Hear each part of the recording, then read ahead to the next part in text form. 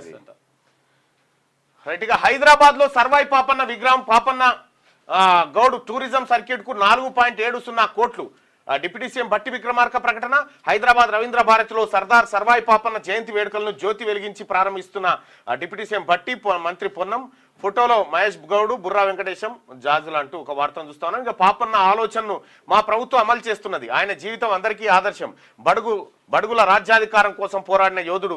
సంకల్ప బలం ఉంటే ఏదైనా సాధించవచ్చని వ్యాఖ్య. కులగణన పూర్తయ్యాకే లోకల్ బాడీ ఎన్నికలు. మంత్రి పొన్నం ప్రభాకర్.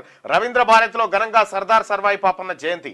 సర్దార్ సర్వాయి పాపన్న గౌడ్ జీవితం తమ ఇందిరమ్మ రాజ్యానికి ఆదర్శమని డిప్యూటీ సీఎం బట్టి విక్రమార్క తెలిపారు. ప్రజాప్రభుత్వంలో బడుగు బలహీన వర్గాల అభివృద్ధికి పెద్ద ఎత్తున నిధులు కేటాయించి ఖర్చు చేస్తున్నామని చెప్పారు. హైదరాబాద్ లో సర్వాయి పాపన్న గౌడ్ విగ్రహాన్ని ఏర్పాటు చేస్తామని ప్రకటించారు.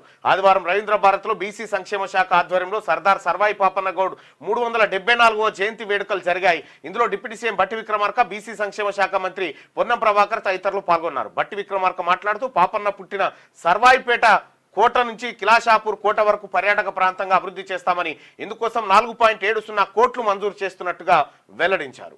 సో ఇక్కడ ముఖ్యమంత్రి హాజరు కానట్టు, డిప్యూటీ సీఎం ఒకరే హాజరైనట్టు. అయితే బీసీ సంక్షేమ శాఖ ఆధ్వర్యంలో సర్దార్ సర్వాయి పాపన్న గౌడ్ 374వ జయంతి వేడుకలు జరిగినాయి. ఇందులో డిప్యూటీ సీఎం పాల్గొన్నారు. అయితే బీసీ సంక్షేమ శాఖ ఆధ్వర్యంలో జరిగింది ఇది. అయితే సర్దార్ సర్వాయి పాపన్న ఆయన చరిత్రకు ఈ కేటాయింపులకు ఏం పొంతం లేదు. ఆయన పోరాటానికి కూడా ఆయన సర్కిట్ ఈ 4.5 కోట్లతో సర్కిట్లు ఏం తయారు కావు, సౌ కోట్లు మాత్రమే అయితే. దీనికి దూలాలు గీలాలు ఏముండే. ఇంకా అయితే రెండో విషయం ఏంటంటే సర్దార్ సర్వాయి పాపన్న జీవితంలో నిన్న వక్తలు పాల్గొంటూ బీసీలకు పెద్ద ఎత్తున నిధులు కేటాయించామని చెప్తా ఉన్నారు. పెద్ద ఎత్తున ఏం లేవు బీసీలకు కేటాయించులు.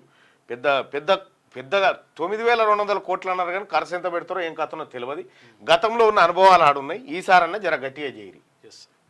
350 సంవత్సరాల క్రితమే బహుజన రాజ్యాధికారం కోసం కొట్లాడిన మహనీయుడు అధికారమే తెచ్చుకున్నాడు. గోల్కొండ కోటను కొట్టాడు. కులగణన పూర్తయ్యాకే లోకల్ బాడీ ఎన్నికలు కులగణన పూర్తయ్యాకే అని చెప్పి చెప్తా ఉన్నారు. మరి కులగణన ఇప్పటికే ప్రారంభించాల్సింది, ఇంకా ఆలస్యం అయిపోయింది.